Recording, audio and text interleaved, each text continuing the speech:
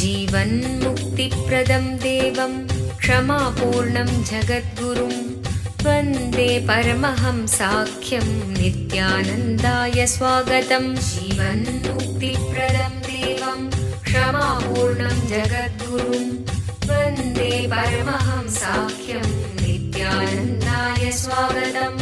आनन्दानुभवास्वादं सर्वरोगनिवारकं वन्दे पापविनाशक्तं नित्यानन्दाय स्वागतम्।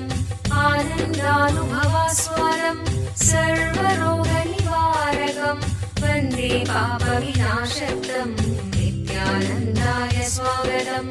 नित्यमुक्तं निर्विकल्पं ध्यानलोकप्रदीपकम्। பரமஹம்ச நித்யானந்தர் கோடிக்கணக்கான பக்தர்கள் வழிபடும் ஓர் ஆன்மீக சக்தி. ஆன்மீக இயக்கத்தை உலகமெங்கும் நிறுவி வழிநடத்தும் ஆன்மீக வழிகாட்டி. வேத கலாச்சாரத்திற்கு மறுமலர்ச்சியூட்டும் ஓர் முன்னோடி.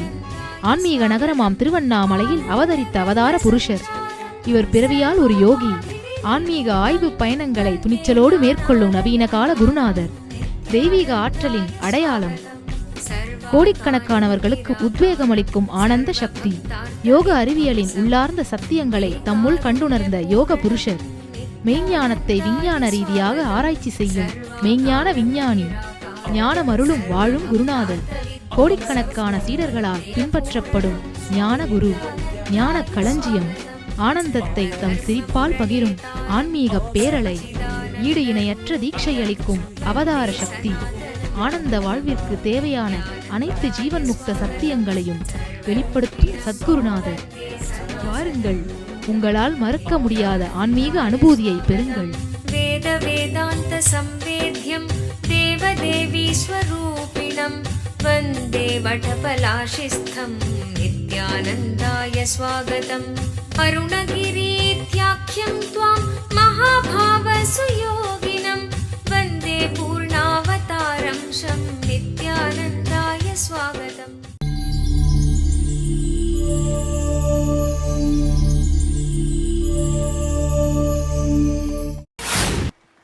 கரைச்சிக்கிட்டே இருக்கிறதுனால என் கை மணக்கின்றது. அந்த ஆனந்தம் தானே தவிர செய்கின்ற செயலை செய்ய வேண்டும், ஆனால் அதனால் எல்லாமே மாறிவிடும்ன்ற கற்பனையில் மிதக்கக்கூடாது. எல்லாமே மாறிடுன்ற வேகத்தில் கற்பனையில் இயங்குபவர்கள் தன்னை பாதித்துக் கொள்கிறார்களே தவிர வேற எதுவும் நடக்கிறதில்லை. வேற எதுவுமே நடக்கிறதில்லை. இந்த சிலையை பார்த்து ஒருத்தரும் ஒன்று நினச்சிக்கிற மாதிரி தான். தலைவர் நினச்சிக்கிறார் தனக்கு பெருமைன்னு, காக்கா நினச்சிக்கிறது தனக்கு எளிமைன்னு. அவ்வளவுதான். யாருக்கு என்ன வேணுமோ அவர்கள் அப்படி நினைத்துக் கொள்கிறார்கள். அவ்வளவுதான். இந்த உடலை கூட பார்த்தீர்களானால் சுடுகாட்டில் இருக்கிற நாய் என்ன பண்ணுமா, சரி சரி நல்லா போட்டு வளர்த்து வை, எனக்கு வேணுமில்லை அப்படின்னுமா. அங்கே இருக்கிற நரி சொல்லுமா, ஏய் உனக்கு கிடையாது, அது என்னதுரா அப்படிங்குமா. பூமி பார்த்து சொல்லுமா, ஏய் உங்களுக்கெல்லாம் யாருக்கும் கிடையாதா, எனக்குள்ளே புதைக்க போகிறாங்கடா, நான் தாண்டா அதை சாப்பிட போகிறேன்னு சொல்லுமா. புழுவெல்லாம் சொல்லுமா, மண்ணுக்குள்ளே இருக்கிற புழு, மண்ணே நீ சாப்பிட போகிறதில்ல, நான் தான் சாப்பிட போகிறேன்னு சொல்லுமா. நெருப்பு சொல்லுமா, டேரியே கிடையாதுடா, அதை நெருப்பில் போட போகிறாங்க, அது எனக்குடா அப்படிங்குமா. யமன் சொல்கிறானா, இல்லை இல்லை அது எனக்குடா அப்படிங்குமா. பருந்து கழுகெல்லாம் சொல்லுமா, உங்க யாருக்கும் கிடையாது, நான் தாண்டா சாப்பிட போறேன் அப்படின்னுமா. தலையில இருக்கிற பேனும் வயிற்றுல இருக்கிற புழுவும் சொல்லுமா, நீங்களாமாவது செத்தப்புறன்னு பிளான் பண்றீங்க, இப்பவே நான் தாண்டா வாழ்ந்துட்டு இருக்கேன்னு சொல்லுமா. நாய் நமது என்னும், நரி நமது என்னும், நமன் நமது என்றும், நெருப்பு தீ நமது என்றும், நிலம் நமது என்றும், நிலப்புழு தனது என்றும், வாழும் வயிற்று புழுவும் தலைப்பேரும் தனதென்று நினைத்தும், இவையெல்லாம் இருக்க இடையில் நாமும் அதை நமதென்று பிடித்து வாழுகின்றோம். ஒன்னத்தை பார்க்கும் பொழுது அவரவர்கள் அவரவர்கள் கோணத்திலே பார்த்து கொள்கிறார்கள். இப்போ இந்த உடம்பு யாருக்குன்னு ஜட்ஜ்மெண்ட் வச்சோம்னா 10 பேர் அந்த கோர்ட்ல அப்பியர் ஆகி எனது எனதுன்னு சொல்லுவாங்க. அந்த 10 பேருக்கு நடுவில் தான் நீங்க நின்றுட்டு எனதுன்னு சொல்ல வேண்டி இருக்கும். ஜட்ஜ்மெண்ட் யாருக்கு போகுன்னு தெரியாது. சில நேரத்தில் இந்தியாவா இருந்தால் ஜட்ஜ்மெண்ட் எப்போ வரும்னு தெரியாது. யாருக்கு போகும்னு மட்டும் இல்லை, எப்போ வரும்னு தெரியாது. 10 பேரும் சுற்றி நின்று எனது எனதுன்னு கேட்கிறார்கள். அப்ப நேச்சுரலா நீதிபதி யாருக்குன்னு முடிவு பண்ணுவாரு? இது என்னப்பா 10 பேர் சுத்தி நின்று எனது எனதுன்னு சொல்றார்களே, யாருக்குன்னு முடிவு பண்றது? சரி, ஸ்டே ஆர்டர் கொடுத்துருப்பா அப்படின்றாரு. அதனால் இந்த ஸ்டே ஆர்டரால நீங்க இந்த இப்போ உடம்ப அனுபவிச்சுட்டு இருக்கீங்க, அவ்வளவுதான். ஸ்டே ஆர்டரால வாழ்க்கை போயிட்டு இருக்கே தவிர எப்ப ஸ்டே ரிவோக் ஆகுதோ, ஸ்டே எப்ப எடுக்கப்படுதோ அப்ப முடிஞ்சு போகுது வேலை. நம்ம வாழ்க்கைங்கிறது வேற ஒன்றும், ஒரு ஸ்டே ஆர்டர், அவ்வளவுதான். நாய் நமதென்றும், நரி நமதென்றும், பேய் நமதென்றும், பெருங்கழுகு நமதென்றும், நமன் நமதென்றும், நன்னிலம் நமதென்றும், தீ நமதென்றும், உடலுக்குள் இருக்கும் புழுவும் பேனும் தனதென்றும் எண்ணி வாழும் உடலை நாமும் நமதென்று எண்ணி வாழ்கின்றோம். இது எல்லாவற்றுக்கும் இடையிலே சிக்கி உழலும் மனம் ரஜோகுணம். இதென்ன அதென்ன அதென்ன அதென்ன அதென்ன பரபரப்போடு பரபரத்து இயங்கும் மனம் ரஜோகுணம். இதை தாண்டி தமோகுணத்தையும் ரஜோகுணத்தையும் தாண்டி ஆழ்ந்த அமைதிக்குள்ளே தெளிந்த உணர்வோடு நான் இந்த உடலுக்கும் மனதிற்கும் அப்பாற்பட்ட இறை சக்தி, உணர்வு சக்தி என்கின்ற உணர்விலே நிலைத்து தனக்குள் இருக்கும் ஜீவன் முக்த தன்மைகளையெல்லாம் வெளிப்படுத்தி வாழுகின்ற வாழ்க்கை சத்வகுண வாழ்க்கை. நல்லா ஆழ்ந்து புரிஞ்சுக்குங்க. நம்ம ஆழ்ந்து புரிந்து கொள்ள வேண்டிய சத்தியம் உண்டு. உலகத்துல மொத்தமா எல்லா ஆன்மீக சம்பிரதாயங்களையும் பிரித்தோன்னா 2 வகை தான். ஒரு வகை என்னன்னா, ஒவ்வொரு ஆன்மீக நல்ல குணத்தையும் நாம சேர்த்து சேர்த்து அதிகரித்து நம்மை முழுமைப்படுத்திக் கொள்ள வேண்டும். இது ஒரு வகை. இன்னொரு வகை இல்ல, எல்லா ஜீவன் முக்த குணங்களும் ஆன்மீக குணங்களும் உங்களுக்குள்ளேயே இருக்கு, அதை உள்ளிருந்து வெளியில எடுக்க ஆரம்பிங்க, நீங்க வெளியிலிருந்து எதையும் சேர்க்க வேண்டாம், உள்ளிருந்து வெளியில எடுங்க அப்படின்னு சொல்ற ட்ரெடிஷன்ஸ். இந்த 2 பாரம்பரியங்கள் தான் இருக்கு. நமஸ்தே ருத்ரமன்யவ குதோத இஷவே நமஹ நமஸ்தே அஸ்து தன்வனே பாகுப்யாம் முததே நமஹ யாதயிஷு சிவதமா சிவம் பபூவ தேதலுஹ சிவசரவ்யாயா தவதயா. வாழும் ஞானி பரமஹம்ச நித்யானந்தர் வழங்கும் கல்பத்தரு முழுநாள் யான அனுபவ முகாம். கல்பத்தருவில் நீங்கள் பெறும் உடல் நலம், வாழும் ஞானியிடம் நீங்கள் பெறும் தீட்சை உங்களின் உடலிற்கும் மனதிற்கும் சக்தி அளித்து குணமளிக்கின்றது. என் பேர் சங்கரநாராயணன். நான் திருவனந்தபுரத்துலேருந்து வரேன். நான் வந்து ரொம்ப கெட்டவன்னு சொல்லணும்னா என்ன பார்த்து தான் எல்லாரும் படிக்கணும். 15 நாள் ஸ்டேஷனில் தான் இருப்பேன். என் வாழ்க்கை ரொம்ப தலைகீழ தான் இருந்தது. என் வீட்டுக்காரி கூட என்னை மதிக்க மாட்டா. எங்கள் அம்மா என்ன செஞ்சுட்டு வந்தாலும் என்னை என்னன்னு கூட கேட்க மாட்டான். ஆனால் ஏன்னா பெற்றிருக்காங்கல்ல என்னையா. இப்போ எனக்கு தெரிஞ்சப்பட்ட ஒரு ஆள் புளியங்குடியிலேருந்து சங்கரங்கோயிலேருந்து ஒரு ஆள், சங்கரநாராயணன் நீ கொஞ்சம் ஊருக்கு வந்துட்டு போ அப்படிம்பாரு. அவர் என்ன சொன்னாலும் நான் கேட்பேன். அப்போ இந்த மாதிரி ஒரு தியான பயிற்சி நடக்கு, நீ வந்து கலந்துக்கணும் அப்படின்னாரு. நான் கார்த்திகை மாதம் மாலை போட்டிருந்ததுனால சரி போயிட்டு வருவோமே அப்படின்ட்டு நேராக சங்கரங்கோயிலுக்கு வந்து ஏஎஸ்பி கிளாஸ் அட்டன் பண்ணேன். ஏஎஸ்பி கிளாஸ்க்கு அட்டன் பண்ணோடனே நான் மாலை போட்டிருந்தப்போ கூட சிகரெட்டெல்லாம் வலிப்பேன். யாருக்கும் பயப்படலாம் மாட்டேன். எனக்கு யாரும் கிடையாது. ஆனால் நல்லா சம்பாதிப்பேன். ஹோல்சேல் கப்பல் வியாபாரம் பார்த்துட்டு இருக்கேன் திருவனந்தபுரத்தில். அங்கெல்லாம் எங்கே போனாலும் ஒரு 20 பேர் போவோம். பீச்சு, பார்க்கு, எப்போ பார்த்தாலும் ஸ்டேஷனில் தான் இருப்போம். எங்கள் பேரெல்லாம் ரொம்ப திருவனந்தபுரத்தில் என் பேரெல்லாம் கெட்டில் இருக்குது. ஏஎஸ்பியில் வந்து கலந்தோடனே எனக்கு என்ன ஆச்சுன்னு எனக்கே தெரியல. அந்த நிமிஷமே எல்லாத்தையும் விட்டுட்டேன். உங்கள் வாழ்க்கையில் ஏதாவது செய்யணும், நடக்கணும், நீங்கள் மனுஷனாக வாழணும் அப்படின்னா கண்டிப்பாக வாங்க. வந்து ஒரு 2 மணி நேரம் வந்து சாமியோடைய பேச்சை கேட்டாலும் போதும் உங்களுக்கு தியானம். தொடர்ந்து பெறும் தீட்சைகளால் ஒரு மனிதருக்குள் 1300% வரை சக்தி அதிகரிக்க முடியும். இது உடல் நலத்தை நேரடியாக அதிகரிக்கின்றது. தொடர்ந்து 21 நாட்கள் எடுத்துக்கொள்ளும் தீட்சை மேற்சொன்ன சக்தி மாற்றங்களை உங்களுக்குள் நிலையான அனுபவமாக மாற்றுகின்றது. பெங்களூரு ஆசிரமத்தில் வாரந்தோறும் சனி மற்றும் ஞாயிற்றுக்கிழமைகளில் கல்பத்துரு தியான முகாம் நடைபெறுகின்றது.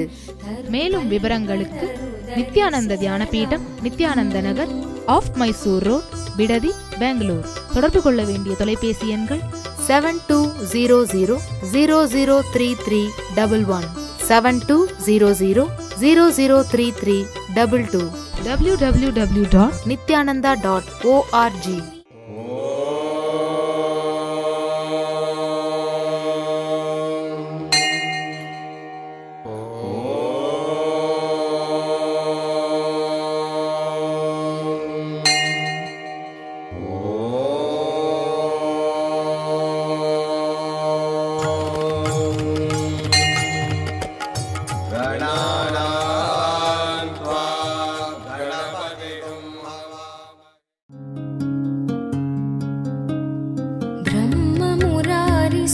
ब्रह्ममुरारिसुरार्चितलिङ्गं निर्मलभाषितशोभितलिङ्गं जन्मजदुःखविनाशकलिङ्गं जन्मजदुःखविनाशकलिङ्गं तत्प्रणमामि नित्यानन्दलिङ्गम्। ॐ नमो भगवते रुद्राय नमस्ते रुद्रमन्यवकुतोत इषवे नमः नमस्ते अस्तु धन्वने बाहुभ्यामुदते नमः या च यशः शिवतमा शिवं बभूव ते धनुः शिवा शरव्याया तपतया नो रुद्रमृडय या ते रुद्र शिवा तनोरघोर पापकाशिनी तया नस्तनुभाषन्तमया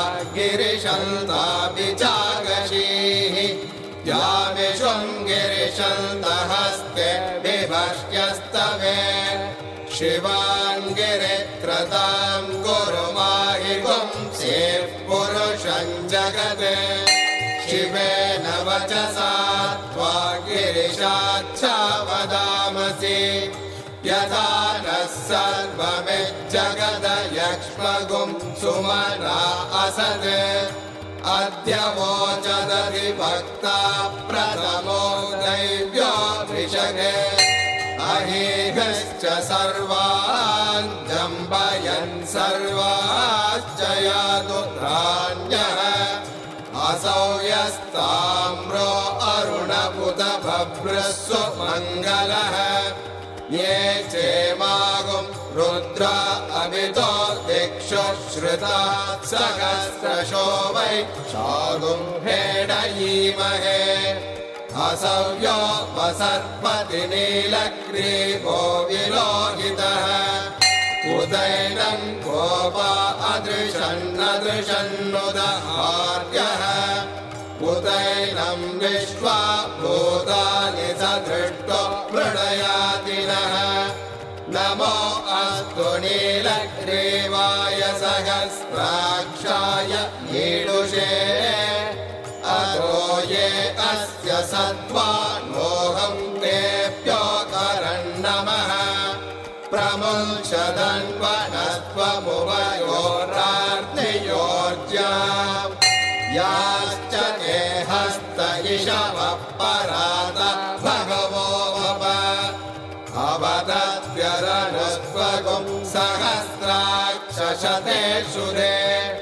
निशीर्याणवागुं उत अनेशन्नस्येषव आपुरस्य निषङ्गतिः या ते हेतिर्मेडुष्टमहस्ते बभूव ते धनुः तयास्मान् विश्वतस्त्वमयक्ष्मया परिभुज नमस्ते अस्त्वायुधाय नातताय धृष्णवे उभाभ्यामुदते नमो बाहुभ्यां तव धन्वने परिते धन्वनो हेतिरस्मान् दृढक्तो विश्वतः असो ययिषुरिस्तवारे अस्मन्निधेहितम् न नमस्ते अस्तु भगवन् विश्वेश्वराय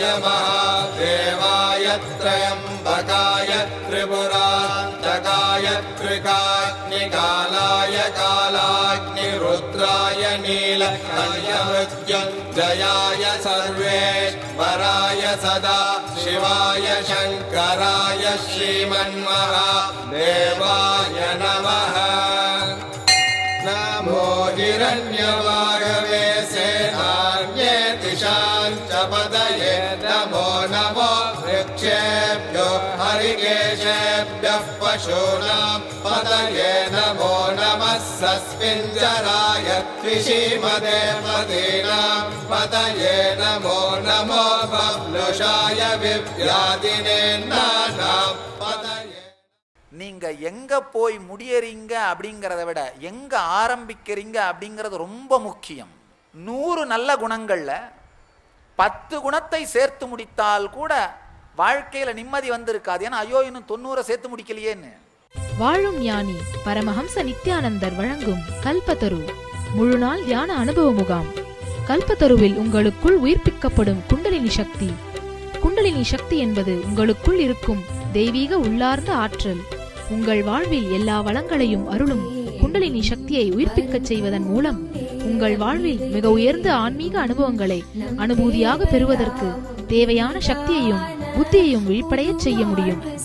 குண்டலினி சக்தியை உயிர்ப்பிக்கச் செய்யும் அரிய நிகழ்வை உங்களுக்குள் நிகழ்த்தும் தருணம்தான் சத்குருநாதர் அளிக்கும் தீட்சை. கல்பத்தரு தியான முகாமில் இந்த சக்தி வாய்ந்த தீட்சையை பெறுகிறீர்கள். பெங்களூரு ஆசிரமத்தில் வாரந்தோறும் சனி மற்றும் ஞாயிற்றுக்கிழமைகளில் கல்பத்தரு தியான முகாம் நடைபெறுகின்றது. மேலும் விவரங்களுக்கு நித்யானந்த தியான பீடம், நித்யானந்த நகர், ஆஃப் மைசூர் ரோட், பிடதி, பெங்களூர். தொடர்பு கொள்ள வேண்டிய தொலைபேசி எண்கள் 7200003311 7200003322 www.nityananda.org. வெளியிலிருந்து ஒன்னொன்னா சேர்த்து சேர்த்து சேர்த்து முழுமை அடையணும் அப்படின்னு ஒரு பரம்பரை இல்ல, உள்ள எல்லாமே இருக்கு வெளியில எடுத்து முழுமை அடையணும் அப்படின்னு சொல்றது இன்னொரு பாரம்பரியம். நாம நினைக்கலாம் 2 பாரம்பரியம் இறுதியில ஒரு இடத்துல தான் சாமி போய் முடியுது. கிடையாது. நீங்க எங்க போய் முடியறீங்க அப்படிங்கிறத விட எங்க ஆரம்பிக்கிறீங்க அப்படிங்கிறது ரொம்ப முக்கியம். நீங்க ஆரம்பிக்கும் பொழுது உங்ககிட்ட ஒண்ணுமில்லைன்னு நினைச்சு வெளியிலிருந்து எல்லாத்தையும் ஒன்னொன்னா சேர்க்கணும்னு நினைச்சு சேர்க்க ஆரம்பிச்சிங்கன்னா 100 நல்ல குணங்கள்ல 10 குணத்தை சேர்த்து முடித்தால் கூட வாழ்க்கையில நிம்மதி வந்திருக்காது. ஏன்னா ஐயோ இன்னும் 90 சேர்த்து முடிக்கலையேன்னு.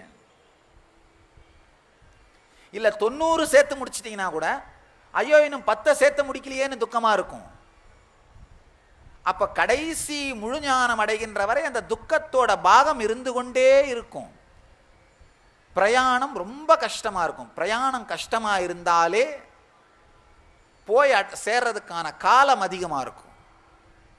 அப்படி இல்லாம இன்னொரு பாரம்பரியம் என்னன்னா, உள்ளுக்குள்ளேயே எல்லாமே இருக்கு, ஒன்னொன்னா வெளிப்படுத்த துவங்குங்கள்ன்ற அதுல இருந்து ஆரம்பிச்சிங்கன்னா 100 குணங்கள் நீங்க வெளிப்படுத்த வேண்டியதுன்னா ஒரு 2 குணத்தை வெளிப்படுத்தினீங்கன்னா கூட பெரிய ஆனந்தமா இருக்கும். ஆஹா 2 வெளிப்பட்டுருச்சு, அப்போ மீதியும் வெளியில வர ஆரம்பிக்குது இல்லையா.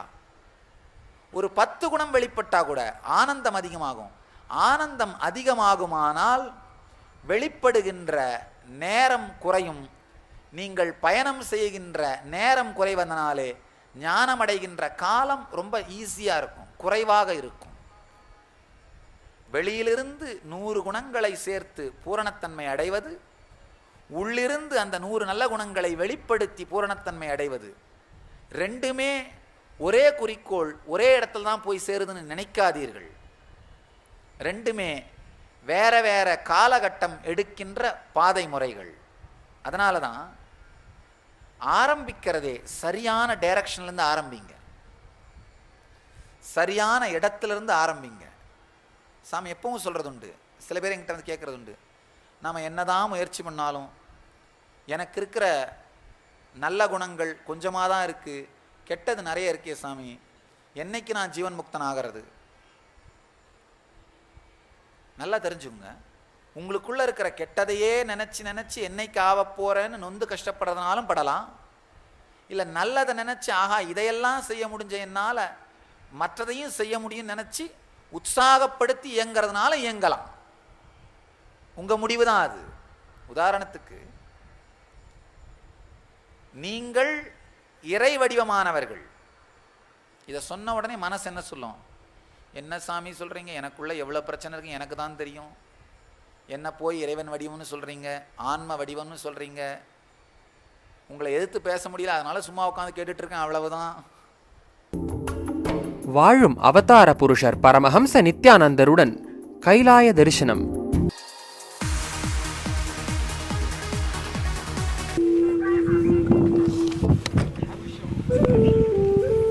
கைலாஷ்நாத் மகாதேவ் கே வாழும் ஞானி பரமஹம்ச நித்யானந்தர் நேரடியாக நடத்தும் நித்யானந்த ஸ்புரண தியான அனுபவ முகாம் NSP. NSPயால் நீங்கள் பெறும் உடனடி பலன்கள்: உடல் சக்தி அதிகரிப்பு, தீராத நோய்களிலிருந்து உடனடி விடுதலை, மன அழுத்தம் மற்றும் மனச்சோர்விலிருந்து உடனடி விடுதலை, கவலை, தூக்கமின்மை மற்றும் கர்ம வினைகளிலிருந்து உடனடி விடுதலை, உறவுகளில் இனிமை, செல்வச் செழிப்பு மற்றும் பொருளாதார மேம்பாட்டை தரும் மன அமைப்பை உருவாக்கும் தியான முறைகள். மேலும் NSPயில் வாழும் ஞானியிடமிருந்து நீங்கள் பெறும் தீட்சையினால் உங்களுக்குள் இருக்கும் தெய்வீக ஆற்றலான குண்டலினி சக்தி உயிர்ப்பிக்கப்படுகின்றது. தீட்சையினால் உங்களுக்குள் இருக்கும் மைட்டோகாண்ட்ரியா செல் சக்தி 1300% வரை அதிகரிக்கிறது. இது கேன்சர் போன்ற தீராத வியாதிகள் வருவதையே தடுக்கிறது என்று மருத்துவ ரீதியாக ஆராய்ச்சி செய்து நிரூபிக்கப்பட்டுள்ளது. உங்கள் வாழ்விலும் இந்த பலன்களை அனுபவமாக உணர நித்யானந்த ஸ்புரணா தியான முகாம் ஒரு அரும்பெரும் வாய்ப்பு. முன்பதிவிற்கு 7200003311 7200003322 0417523766. நடைபெறும் நாள் ஜனவரி மாதம் 25, 26, 27, 28, 2012. இடம் துளுவ வேளாளர் கல்யாண மண்டபம், கடம்பராயன் தெரு, திருவண்ணாமலை 606601. வாழும் அவதார புருஷர் பரமஹம்ச நித்யானந்தருடன் கைலாய தரிசனம். பிரபஞ்ச சக்தியின் அரூப வெளிப்பாடான கைலாயநாதரை வாழும் அவதார புருஷர் பரமஹம்ச நித்யானந்தரோடு சென்று தரிசிக்கும் ஒரு அரிய நிகழ்வு.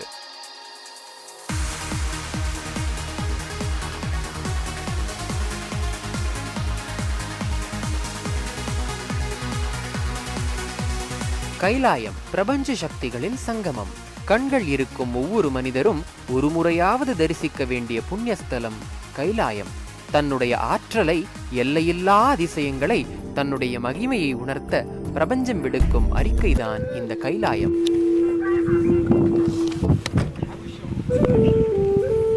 கைலாஷ்நாத் மகாதேவ் கே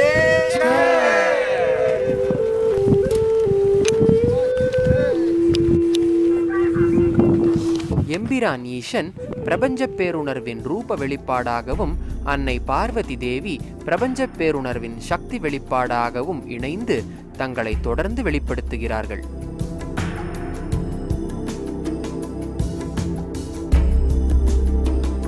மானசரோவரம் அன்னை பார்வதி தேவியின் பிரபஞ்ச பேராற்றலின் பெண்மை வெளிப்பாடு மானசரோவரம்.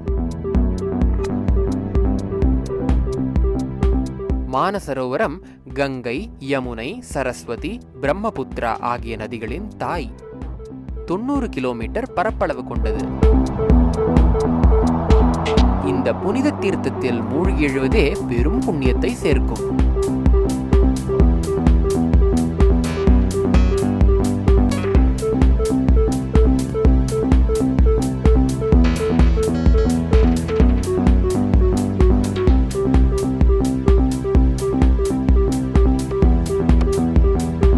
ராக்ஷஸ்தல் ஏரி பார்க்கடலை கடைந்த பொழுது வெளிப்பட்ட விஷத்தை கைலாயத்திற்கு எடுத்து வந்த பொழுது அதிலிருந்து ஒரே ஒரு துளி இந்த ஏரிக்குள் விழுந்தது.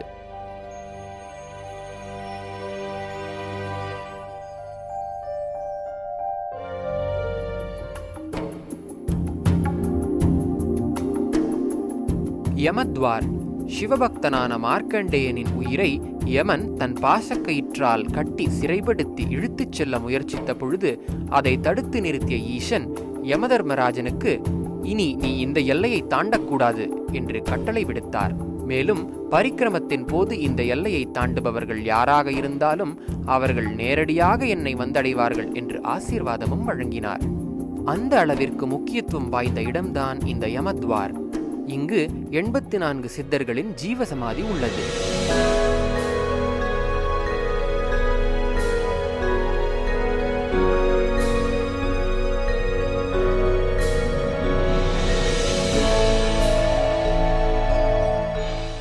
அஷ்டபத், இங்குதான் கைலாயத்தை மிக அருகில் சென்று தரிசிக்கும் பாக்கியம் கிடைக்கிறது. பிரபஞ்சத்தை காக்கும் அஷ்ட காவல் சக்திகள் பிரபஞ்சத்தின் 8 திசைகளையும் இங்கிருந்து காப்பதாகச் சொல்வார்கள். கைலாயத்தை போன்ற சக்தி ஸ்தலத்தை உங்கள் வாழ்வில் வெறுமனே சென்று தரிசிப்பதே பெரும் புண்ணியத்தை சேர்க்கும்.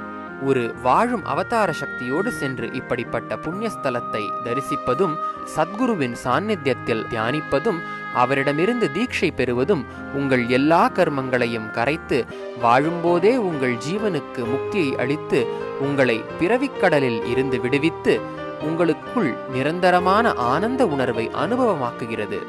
அளப்பரிய சக்தியை வெளிப்படுத்தும் கைலாயநாதரை வாழும் ஒரு அவதார புருஷரோடு உங்கள் வாழ்நாளில் சென்று தரிசிக்கும் ஒரு அருமையான வாய்ப்பை நழுவ விடாதீர்கள்.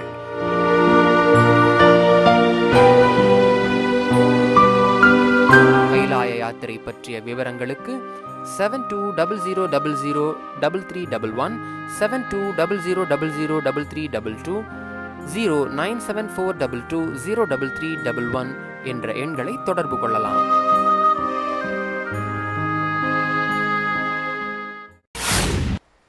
நல்லா தெரிஞ்சுக்கோங்க, உங்களை யாராவது மந்தமானவர்கள் கீழ்த்தரமானவர்கள்னு சொன்னா அதை மட்டும் கேள்வி கேட்காம நம்புறீங்க.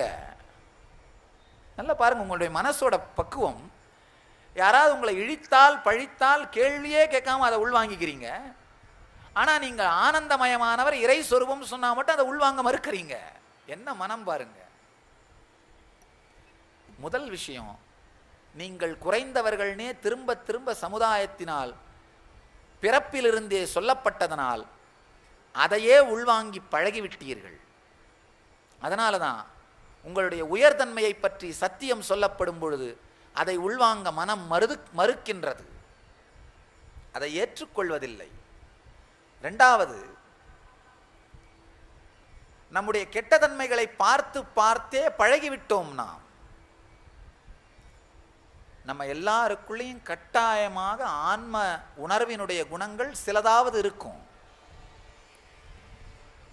ஒண்ணுமில்லை, உங்களுடைய சுவாசமே உங்க ஆன்ம உணர்வினால நடக்கிறது தான். அந்த நல்ல குணங்கள் மீது உங்கள் கவனத்தை திருப்பி அந்த நல்ல தன்மை மேலும் மேலும் பொங்குவதற்கு, வெளிப்படுவதற்கு என்னென்ன நடந்தாக வேண்டுமோ அதை செய்ய துவங்குங்கள். அதில் உங்கள் கவனத்தை திருப்புங்கள். அதில் உங்கள் உணர்வு நிலை பெறட்டும். அதாவது ஒரு ஜீவன் முக்தனுக்கு 100 நல்ல குணங்கள் இருக்கணும்னா, ஒருவேளை உங்களுக்கு 50 நல்ல குணம் 50 கெட்ட குணம் இருக்கலாம். இந்த 50 கெட்ட குணங்களை வைத்துக்கொண்டு ஐயோ இப்படி இருக்கேன்னு துக்கப்படுறதா, இல்லை 50 நல்ல குணங்களை பார்த்து ஓ இத்தனை நல்ல விஷயங்களை செஞ்சிட்டேன், அப்போ நான் இதை திரும்ப திரும்ப ஆழமாக வெளிப்படுத்தினாலே மற்ற நல்லவைகளும் வெளிப்படும் அப்படிங்கிற தெளிவோடு இயங்கிறதா அப்படின்றது உங்கள் முடிவு தான். உங்களுக்கு 50 நல்ல குணங்கள் இருக்கணும்னு கூட அவசியம் இல்லை.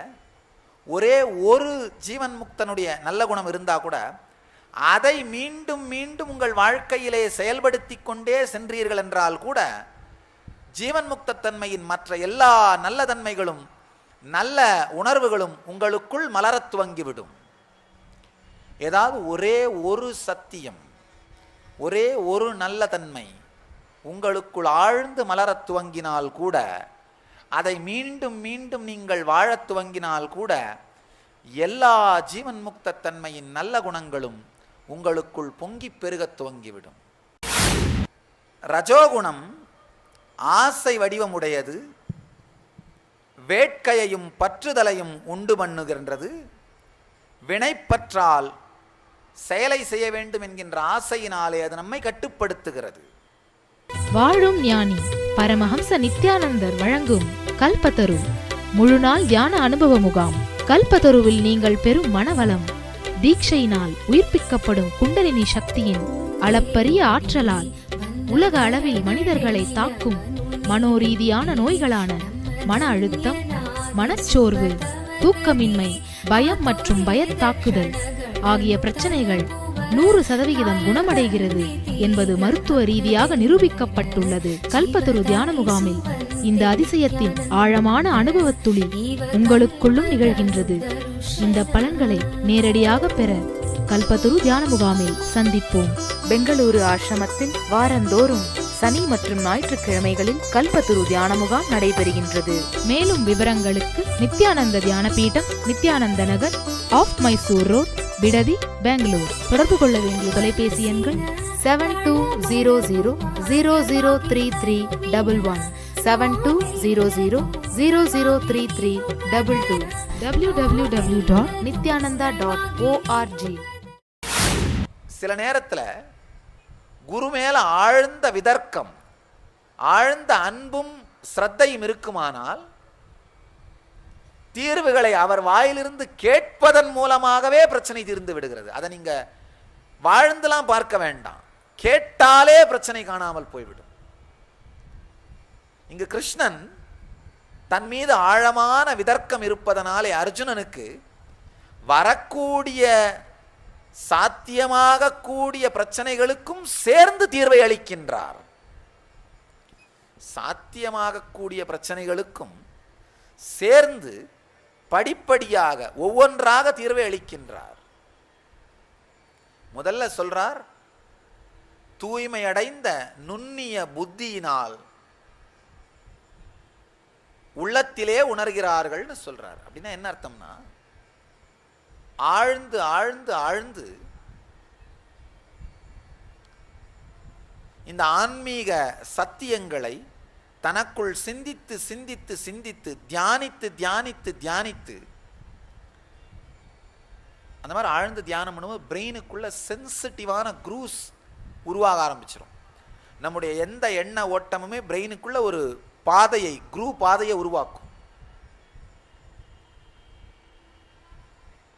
இந்த ஆழமான வாழ்க்கையை பற்றிய சத்தியங்களையும் ரகசியங்களையும் சிந்தித்து சிந்தித்து பார்க்கும் பொழுது உயர்ந்த நுட்பமான உணர்ச்சிகளை, உணர்வுகளை உணரக்கூடிய அளவுக்கு பிரெயின் ரொம்ப சென்சிட்டிவ் ஆகிடும். அதனால தான் உயர்ந்த ஞான அனுபூதியை, ஆன்ம அனுபூதியை உணர்கின்ற அளவிற்கு ஒரு மனிதனோட மூளை உயர்ந்துருச்சுன்னா, மூளையில் அந்த மாதிரி அந்த நுட்பமான குரூஸ் டெவலப் ஆயிருச்சுன்னா அவனால் சாதாரணமான கோபம், வன்முறை இது போன்ற செயல்களை சிந்திக்க முடிவதில்லை. அந்த மாதிரியான எண்ணங்களுக்குள்ளே அவனாலே முழுக முடிவதில்லை. யார் யாரெல்லாம் இந்த கோபம், வன்முறை, விரோதம், வெறுப்பு, காமம் போன்ற செயல்களை சிந்திக்க முடிகின்றதோ அவர்களால் இந்த நுட்பமான மூளையின் பாகத்தை உயிர்ப்பிக்க முடியாது. ஆழ்ந்து புரிந்து கொள்ளுங்க, இது ஒரு ஆழமான சத்தியம். நம்முடைய மூளையில் 2 பாகம் இருக்குது, mechanical parts, non mechanical parts. Mechanical parts of the brain அப்படின்றது வந்து உங்கள் உடல் இயங்குவதற்காகவே இயங்க வேண்டிய பாகங்கள். உங்களுடைய நுரையீரல் இயங்கணும், அதுக்காக இயங்க வேண்டிய மூளை பாகம். உங்களுடைய இதயம் இயங்கணுன்றதுக்காக இயங்க வேண்டிய மூளையின் பாகம். உங்களுடைய இரத்த ஓட்டத்திற்காக இயங்க வேண்டிய மூளையின் பாகம். உங்களுடைய செரிமானத்திற்காக இயங்க வேண்டிய மூளையின் பாகம். இந்த மெக்கானிக்கல் பார்ட்ஸ் மட்டும் அவேக்கனான மனிதனால் ஒரு வன்முறையாக, குரோதமாக, காமமாக, மோகமாக, கோபமாக சிந்திக்க முடியும். ஆனால் எந்த மனிதனுடைய நான் mechanical parts of the brain awaken ஆயிருதோ அவனால் தரம் தாழ்ந்து சிந்திக்க கூட முடியாது, யோசிக்க கூட முடியாது.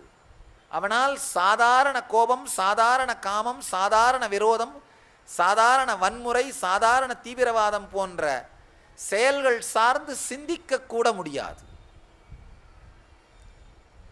அளப்பரிய பரவசத்தையும் ஆனந்தத்தையும் இனிமைத்தன்மையையும் நட்பையும் அன்பையும் கருணையையும் இந்த உயர்ந்த உணர்வுகளையும் அவனுடைய மூளையும் அவனுடைய உணர்வும் உணர்ந்து கொண்டே இருக்கும், வெளிப்படுத்தி கொண்டே இருக்கும்.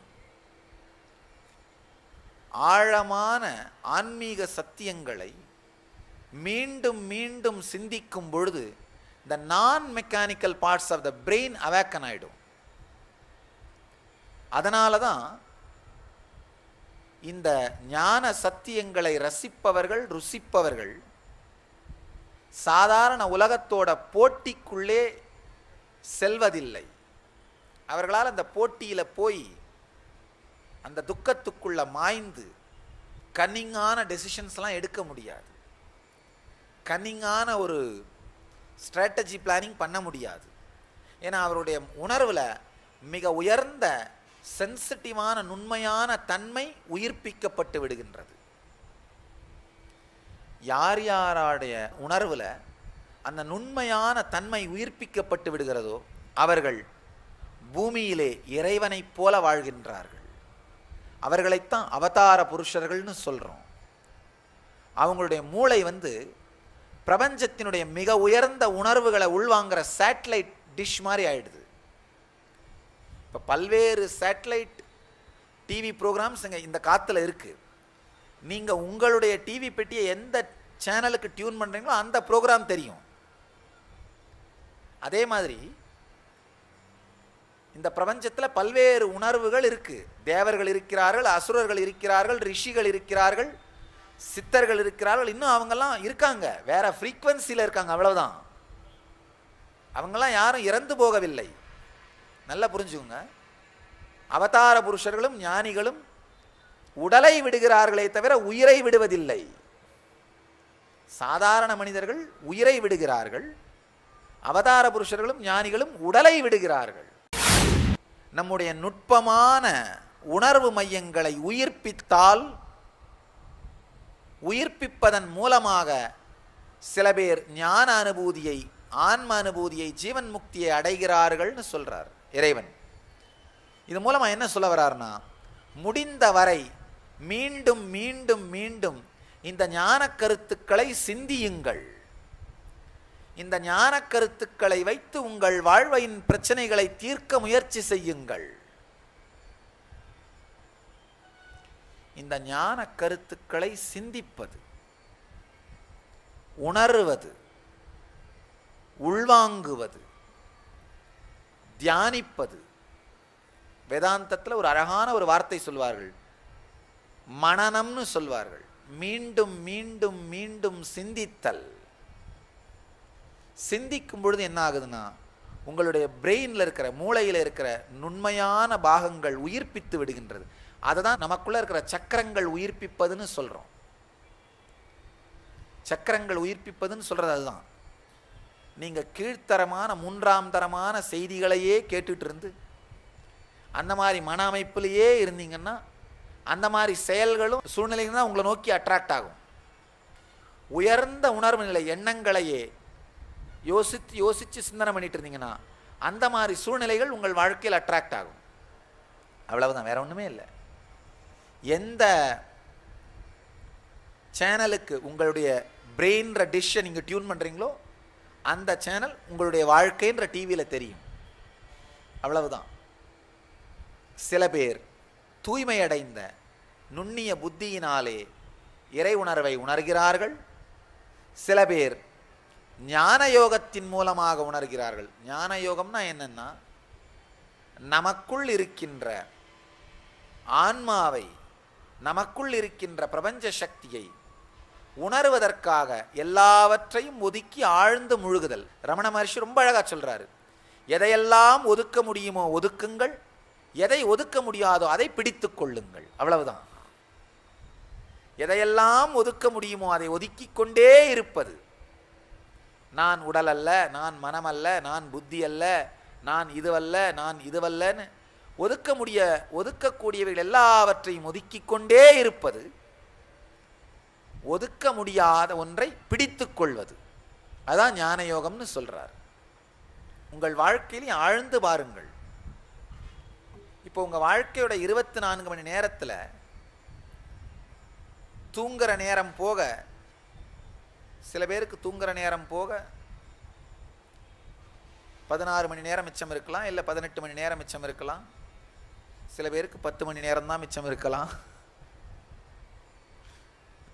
சில பேர் ராத்திரி ரொம்ப சீக்கிரமாக படுத்துறணும், 8 மணிக்கெல்லாம் படுத்துருவார்கள், ஆனால் விடிய கால 3 மணிக்கு எந்திரிச்சுப்பார்கள்.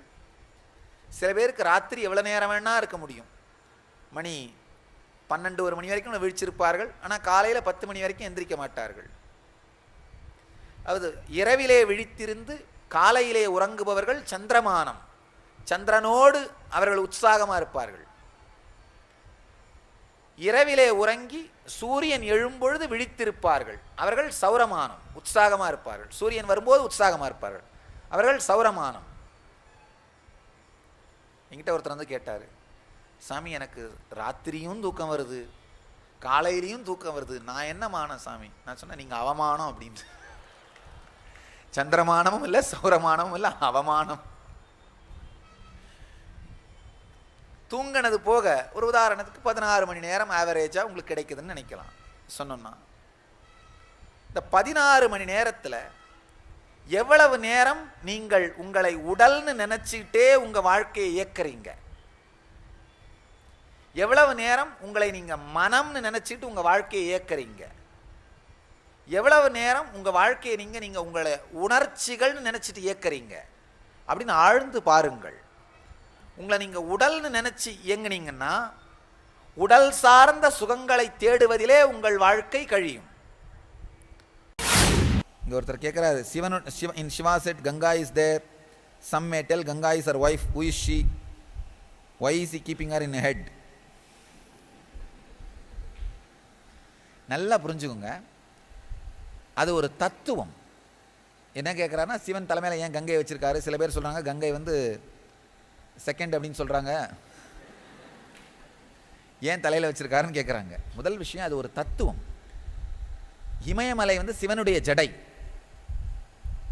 அதில் ஓடுற கங்கை தான், இமயமலையிலிருந்து கங்கை வர்றதுனால ஈஸ்வரனுடைய தலையிலேயே கங்கை இருக்கிறதாக வர்ணிக்கப்படுகின்றது. அது ஒரு பெரிய, அதாவது இயற்கை வந்து இறைவனுடைய பாகம்னு சொல்றதுக்காக சொல்லப்பட்ட தத்துவம் அது. நாம் மெதுவாக என்ன பண்ணுறோம், நமக்கு ரெண்டாவது வேணும், அது சும்மா வச்சுட்டா போறவங்க வரவங்களாம் ஏதாவது பேசுவாங்கிறதுக்காக உடனே என்ன பண்ணுறது, சிவனே வச்சிருக்காரு நமக்கு என்ன விடப்பா, நம்ம செய்யறதையெல்லாம் ஜஸ்டிஃபை பண்ணுறதுக்காக என்ன பண்ணுறது, அவர் மேலேயும் அதை ஏற்றிடுறது. அதனால் நல்லா உங்களாலையும் ஒருவேளை கங்கை மாதிரி ஒரு இயற்கை சக்தியையே வச்சுக்க முடியும்னா வச்சுக்கோங்க, யார் வேணான்னு சொல்கிறது இல்லை, அதுதான் உண்மை.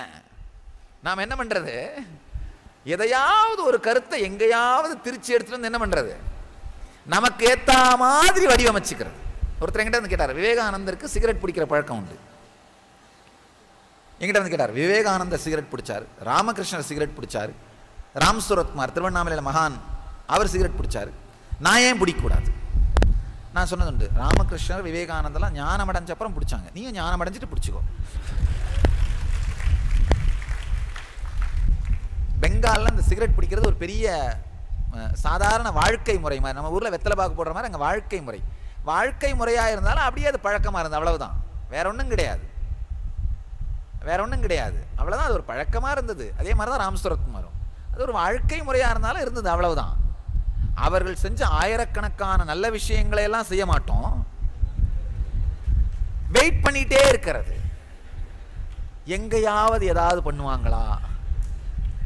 நான் ஒரு காலேஜுக்கு போயிருந்தப்போ இப்படி தான் கேட்டாங்க. ஒரு காலேஜில் NSP எடுக்க போயிருந்தேன். அப்போ ஒரு ஸ்டூடெண்ட் எந்திரிச்சு, உங்களை மாதிரியே லாங்கா முடி வச்சுக்க எங்கள் பிரின்சிபால் என்ன விடமாட்டேன்றாரு. நான் சொன்னேன், நான் பண்ண நல்லதெல்லாம் பண்ண, அப்புறம் நீயும் லாங்கா முடி வச்சுக்க வேண்டாம்னு சொல்லலை. அதாவது எங்கேயாவது வெயிட் பண்ணிட்டு இருக்கிறது, வெயிட் பண்ணிட்டு இருந்து எங்கேயாவது மேட்ச் ஆகணும், உடனே என்ன பண்ணுறது, அவங்க பண்ணியிருக்காங்க நான் ஏன் பண்ணக்கூடாது. அவர்கள் செய்த நல்ல விஷயங்களை பார்த்து எடுத்துக்கோங்க, அதை எடுத்து உள்ள வாங்க பாருங்க. அதை விட்டுட்டு நமக்கு எங்கேயாவது நம்ம செய்யற செயலுக்கு ஜஸ்டிஃபை பண்றதுக்கு அங்கிருந்து ஏதாவது கிடைக்குமான்னு நினைக்காதீங்க. அதுதான் கங்கைங்கிறது வந்து இயற்கை சக்தி, இயற்கை சக்தியை தன்னுடைய பாகமாக உடையவன் சொல்றதுக்காக அது ஒரு கான்செப்ட், அவ்வளவுதான். ஒருத்தர் கேட்கிறாரு, இக்கட்டான சூழ்நிலை ஏற்படும் போது நான் முருகா முருகான்னு சொல்லுவேன், தீர்வு கிடைக்கிறதுக்கு முன்பே சிவனே சிவனேன்னு சொல்வேன், அப்புறம் ஓம் சக்தி ஓம் சக்தின்னு சொல்லுவேன். இப்படி எல்லா கடவுள் பெயரையும் சொல்வேன். ஏதாவது ஒரு கடவுள் பெயரை மட்டும்தான் சொல்லணுமா, இல்லை எல்லா பேரும் சொல்லலாமா?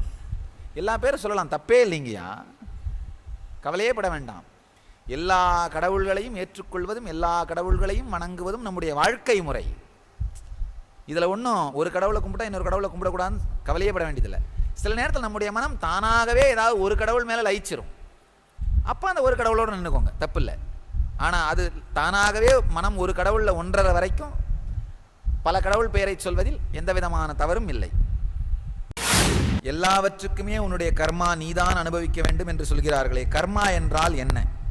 நல்லா ஆழ்ந்து புரிஞ்சுக்குங்க. உங்களுடைய மனதிலே நீங்கள் முழுமையாக அனுபவித்து முடிக்காத அனுபவங்களும் செயல்களும் உள்ளே இருந்து கொண்டு மீண்டும் மீண்டும் அதே செயலில் அதே அனுபவத்திலே உங்களை எடுத்து செல்ல செய்கின்ற முயற்சி தான் கர்மா, வேற ஒன்றும் கிடையாது. அதனால் எந்த விஷயமா இருந்தாலும் அதுக்குள்ள ஆழ்ந்து உள்ள போய் வெளியில வந்துட்டீங்கன்னா அந்த கர்மம் இருக்காது. இதை போன ஜென்மத்தில் என்ன பாவம் செய்தோமோ அப்படின்லாம் சொல்கிறார்களே, போன ஜென்மம் என்பதே நாம் என்னவாக இருந்தோம், என்ன தவறுகள் செய்தோம் என்றே தெரியாத பொழுது அந்த ஜென்மத்தில் செய்த பாவத்திற்கான தண்டனை இந்த ஜென்மத்தில் அனுபவிக்கிறோம் என்பது உண்மையா?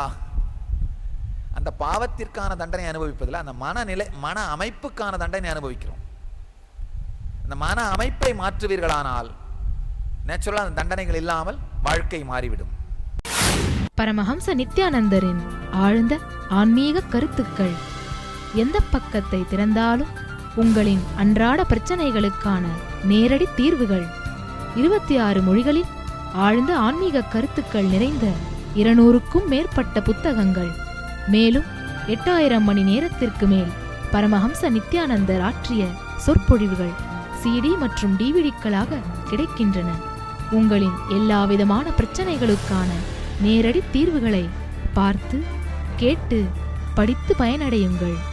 புத்தகங்கள் கிடைக்குமிடம் நித்யானந்த தியானபீடம், நித்யானந்தபுரி, கிரிவலப்பாதை, திருவண்ணாமலை 606604 www.nithyananda.org. தொடர்பு கொள்ள வேண்டிய தொலைபேசி எண்கள் 7200003311 7200003322 www.ngalleria.com. சண்முக பிரியான்னு ஒருத்தர் எழுதியிருக்காங்க. கோடி நமஸ்காரம். Can you please tell me how to recover from mind depression? டிப்ரெஷன்லேருந்து வெளியில் வர்றது எப்படின்னு கேட்டிருக்கீங்க. வேற ஒன்றுமே வேணாம், டிப்ரெஷனை எதிர்க்கிறத விட்டுருங்க. டிப்ரெஷன் வருதுன்னு நீங்கள் நினச்சிங்கன்னா சைலண்ட்டாக ஒரு ரூமுக்குள்ளே உட்காந்துட்டு என்ன பண்ணுங்க, ஆமாம் இப்போ டிப்ரெஷன் வந்துச்சு, என்ன பண்ண முடியும்? இந்த டிப்ரெஷனோட கோஆப்ரேட் பண்ணுங்க. ஆழ்ந்த துக்கத்துக்குள்ளே முழுகுங்க. உடம்பு முழுக்க டல் ஆகிடும், மனசு முழுக்க இரிட்டேட் ஆகிடும், அப்படியே செத்து போன மாதிரி டெட்டாக இருக்கும். அப்படியே இருக்கட்டும் விடுங்க. ஒரு 2 தரம் டிப்ரெஷனுக்கு கோஆப்ரேட் பண்ணிங்கன்னா 3வது தரம், முதல் தரம் அந்த மாதிரி டிப்ரெஷனில் நீங்கள் உட்காரும் பொழுது ரெக்கவர் ஆகி வெளியில் நார்மலாக வர்றதுக்கு ஒரு 2-3 மணி நேரம் ஆகலாம். 2வது தரம் உட்காரும் பொழுது 1 மணி நேரத்தில் வெளியில் வந்துடுவீங்க. 3வது தரம் 4வது தரம் அந்த டிப்ரெஷன் வருவதே இல்லாமல் போய்விடும். டிப்ரெஷனையே டிப்ரெஸ் பண்ணிடுவீங்க. நல்லா தெரிஞ்சுங்க. எதிர்க்கும் பொழுதுதான் டிப்ரெஷன் பலமடைகின்றது. அதுக்குள்ளே ஆழ்ந்து போகும் பொழுது டிப்ரெஷனே டிப்ரெஸ் ஆகிடும். அதனால் எந்த விஷயமா இருந்தாலும் அதுக்குள்ளே ஆழ்ந்து போகும் பொழுது உங்களை அது பாதிக்காத நிலைக்கு நீங்கள் சென்று விடுகிறீர்கள். குழந்தைகளை வளர்ப்பது எப்படின்னு ஒருத்தர் கேட்டிருக்காரு. அவங்கள நீங்கள் வளர்க்க வேணாம், அவங்கள நீங்கள் கீழ் நோக்கி எடுத்துகிட்டு போகாமல் இருந்தால் போதும். அவங்க ஆக்சுவலாக பிறக்கும் போது இருக்கிற ஆனந்தத்தை பார்த்தீங்கன்னா ஒரு 5-6 வருஷம் உங்க கூட பழகினா வீணா போயிடுறாங்க. இல்லை உண்மையில் பார்த்தீங்கன்னா இந்த நான் குழந்தைங்களை பார்த்தா நான் சொல்கிறது உண்டு, வளர்ந்தவங்களோட பழகாதீங்கப்பா அப்படின்னு. உங்களோட பழகினா ஒரு 10 வருஷத்தில் என்ன பண்ணுறாங்க, வீணா போயிடுதுங்க. குழந்தைங்க பாருங்கள் என்ன ஆனந்தமாக அது பாட்டு குதிச்சுக்கிட்டு விளையாடிக்கிட்டு சுற்றிக்கிட்டு என்ன ஆனந்தமாக இருக்குது. நமக்கு என்ன அதை பார்த்தாலே வயிறு எரியுது. நான் இங்கே இவ்வளோ துக்கத்தோடு இருக்கேன், இவன் எப்படி இவ்வளோ நிம்மதியாக இருக்கலாம், இவன் எப்படி இவ்வளோ நிம்மதியாக இருக்கலாம்? அப்போ என்ன பண்ணுறது? அதனால தான் என்ன கத்துறது, ஏய் வாய முடி சும்மா உட்காரு, சுத்தாத, குதிக்காத, அந்த பொம்மையை கீழே போடாத. அந்த பொம்மை என்ன தானாவா சாக வந்து சாகும்? குழந்தைங்க உடைச்சு தான் சாகும். உடைக்கலன்னா அப்புறம் எதுக்கு பொம்மை? குழந்தைங்க உடைச்சி விளையாடுறதுக்கு தான் எல்லாமே. செருத்தில் கிறுக்காத அந்த குழந்தைங்களை பிடிச்சி என்ன பண்ணுறது, அரட்டி உருட்டி மிரட்டி ஒரு 5-6 வருஷத்தில் அதுவும் நம்மளை மாதிரியே மந்தமாக ஆனப்புறம் ஆஹா நம்ம வாரிசு உருவாயிருச்சு, அப்போ நமக்கு ஒரு திருப்தி, நம்ம வாரிசு உருவாயிருச்சு. அது பாட்டுக்கு ஆக்சுவலாக ஆனந்தமாக இருக்கட்டும்னு விட்டாலே போதும், வேற ஒன்றுமே வேணாம். அது தானாக வளர்றதுக்கு உதவி பண்ணிங்கன்னா போதும், வேற ஒன்றுமே வேணாம். அது தானாக வளர்றதுக்கு உதவி பண்ணுங்க. குழந்தை சுற்றுதா விளையாடுதா அடிபடாமல் இருக்கிறதா கீழே ஒரு பெட்ஷீட் போட்டு வைங்க. அது கீழே விழுந்தால் அடிபடாமல் இருக்கிறதா ஒரு 2 பெட்டை போட்டு இல்லை பாயை போட்டு அது கீழே விழுந்தால் அடிபடாமல் இருக்கிறது 2 தலைகாணியை போட்டு அதுக்கு மேலே விளையாட விடுங்க. அது தானாக வளர்றதுக்கு கோஆப்ரேட் பண்ணுங்க. ஒரு மரத்தில் ஏறி முயற்சி பண்ணணும், ஏறணும் முயற்சி பண்ணுதா அது கீழே விழுந்து அடிபடாமல் இருக்குது, கீழே ஒரு வலையை மட்டும் கட்டுங்க, ஏறாதுன்னு சொல்லாதீங்க. தானாக வளர்றதுக்கு வளர விட்டு அதுக்கான உதவியாக மட்டும் நீங்கள் இருந்தீங்கன்னா குழந்தை தானாக வளரும். நீங்கள் அதை வளர்க்கவே வேண்டியதில்லை. நீங்கள் வளர்க்குறேன்ற பேரில் அது வாழ்க்கையில் தலையிட்டு அது மனசில் தலையிட்டு அதை ஒரு மந்தமாக ஆக்கி நம்மளை மாதிரியே அது ஆனப்புறம் ஆஹா என் வாரிசு பாத்தியா, அந்த வேலை மட்டும் செய்யாமல் இருந்தோன்னா போதும். நான் சத்தியமாக நடக்க விரும்புகிறேன் ஆனால் அவமானம் வருகிறது, தர்மத்தின்படி நடக்க விரும்புகிறேன் ஆனால் தோல்வியை தழுவுகிறேன். கீதான்னு ஒருத்தர் கேட்டிருக்காங்க. நல்லா புரிஞ்சுக்கோங்க, நல்லவர்களாக இருப்பது மட்டும் சத்தியம் கிடையாது, வல்லவர்களாகவும் இருப்பது. சத்தியமா நடக்க விரும்புறேன் அப்படின்றதுக்காக முட்டாள்தனமா இருக்க வேண்டிய அவசியம் கிடையாது. சத்தியம் முட்டாள்தனத்தோடு சேர வேண்டிய அவசியம் கிடையாது. முட்டாள்தனமா இருக்கிறது லைஃப்ல தோத்தப்புறம் நான் சத்தியமா இருந்தேன் ஒழுங்கா இருந்தேன்னு அதை முட்டாள்தனத்தை சத்தியமான அப்படின்ற ஒரு பூச்சி கொடுத்துறது. நல்லா புரிஞ்சுக்கோங்க, அதான் நம்ம எல்லாம் பண்றது. பெரும்பாலான நேரத்தில் நாம் என்ன பண்றது, நம்ம முட்டாள்தனத்துக்கு நாம் என்ன பண்றது, நான் நல்லவன் அப்படின்னு பூசிடுறது. முட்டாள்தனம் சத்தியமாக ஆக முடியாது. அதனால ஸ்ட்ராட்டஜி பிளான் பண்ண முடியாம இருக்கிற மந்தத்தன்மையை தர்மம்னு சொல்லிக்கிறது தப்பு. ஸ்ட்ராட்டஜி பிளானிங்கும் பண்ண முடியணும், அதுல அந்த மொராலிட்டியும் இருக்கணும், நேர்மையும் இருக்கணும். வெறுமனே நேர்மையில் இருந்தீங்கன்னா ஸ்ட்ராட்டஜி பிளானிங் பண்ண முடியல, அது உங்களுடைய முட்டாள்தனத்தை சொல்கின்றதே தவிர அதுக்காக கடவுள் எங்க இருந்தோ உங்க வீட்டில் கூரையை பிச்சுட்டு கொட்டுவாருன்னு நினைக்காதீங்க. கூரையை பிச்சுட்டு கரையா மட்டும்தான் கொட்டும், வேற எதுவும் கொட்டாது. குருவே சரணம் சரணம் நித்ய குருவே சரணம் சரணம் குருவே சரணம் சரணம் நித்ய குருவே சரணம் சரணம் நித்ய நித்ய குருதேவா பவபயஹரணா நித்ய நித்ய குருதேவா பவபயஹரணா ஆதி சங்கரா ஹரிநாராயணா ஆதி சங்கரா ஹரிநாராயணா ஹரி ஓம் நித்யானந்தா நித்ய நித்ய சாந்த ரூப நித்ய நித்ய குருதேவா